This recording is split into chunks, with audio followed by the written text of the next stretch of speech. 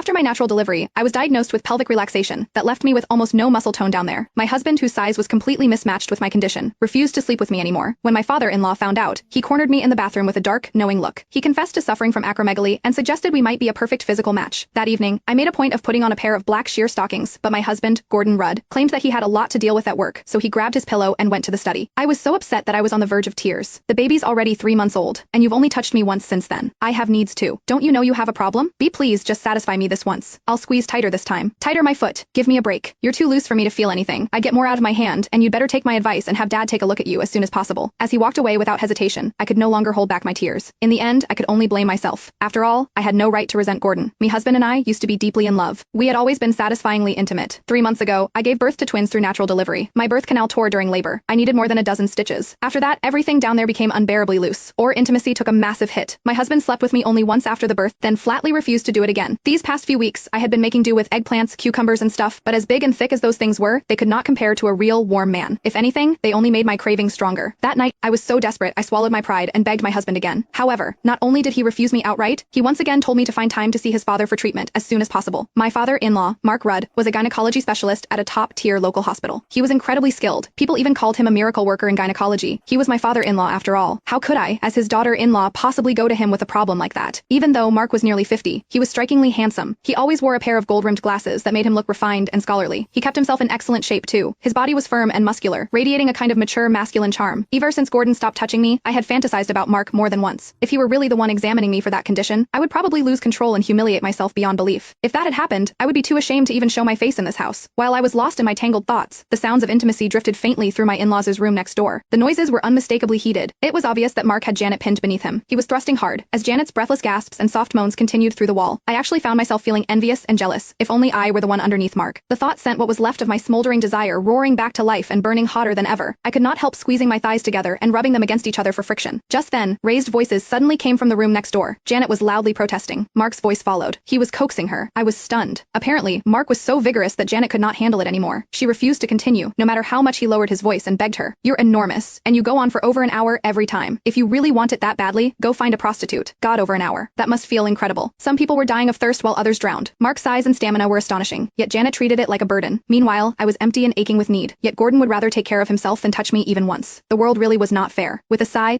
I climbed out of bed and padded miserably to the guest bathroom in the living room. Standing in front of the mirror, I looked at myself. My skin was fair and smooth. I had a body with curves that turned heads. Anyone who saw me would call me a beauty. Yet, despite my perfect appearance, my husband paid no attention. I was left to rely on myself. I stood in front of the mirror, lifted one leg, and bit my lip. I started pleasuring myself. When Janet had suggested that Mark find a prostitute, I wished I could just rush in and tell him not to bother looking, and that he should just come to me.